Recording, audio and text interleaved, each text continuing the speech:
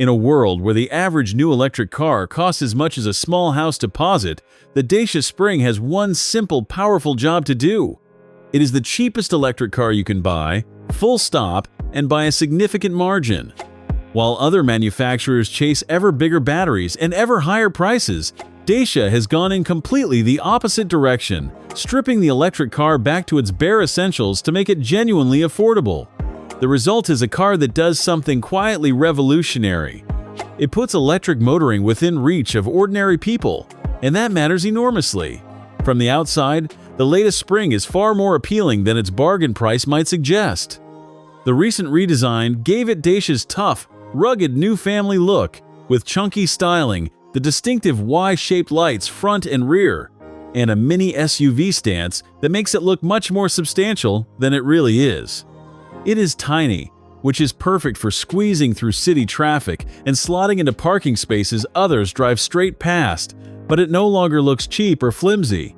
It looks like a proper little adventure car shrunk down, and that is a clever trick at this price. Inside, the story is all about clever budgeting. The cabin is simple and made from hard-wearing, inexpensive materials, but it is far from miserable. The latest version gets a proper touchscreen on higher trims, clear physical controls, and a clean, logical design that makes it easy to live with. There are even some genuinely smart, removable accessories that show real thought. You are not getting luxury, and you can see where the money has been saved, but everything you actually need is present, and it feels honest rather than nasty, exactly as a Dacia should. For such a tiny car, the Spring is surprisingly practical. The boot is a good size for the class, easily big enough for the weekly shop or a couple of bags, and there's just enough room in the back for occasional passengers. It is light, easy to see out of, and effortless to maneuver, which makes it brilliantly suited to the busy urban life it is designed for.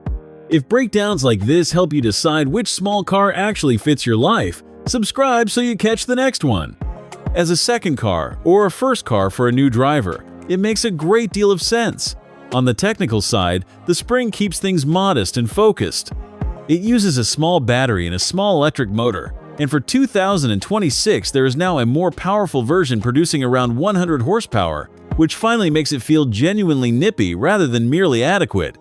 The range is around 140 miles, which sounds modest, but because this is a light, efficient little car designed mainly for town and short commutes, that is plenty for its intended use, and you will spend very little keeping it charged. Running costs are about as low as motoring gets. Now for the honest part, and it is important. To reach this price, there are real compromises. The cheaper versions are slow, the car feels light and basic at higher speeds, and crucially, its crash safety rating has been a genuine point of criticism, although the latest model adds considerably more safety equipment than before. This is not a car for regular high-speed motorway journeys. But here is the vital context. Judged as what it actually is, a cheap, simple, city-focused runabout, those compromises are part of the deal you knowingly accept in exchange for the lowest price in the electric world. Taken together, the 2026 Dacia Spring is one of the most important cars on sale, not because it is the best, but because it is the most accessible. It proves that an electric car does not have to be big, fast, or expensive to be useful, and it opens up electric motoring to people the rest of the industry has ignored.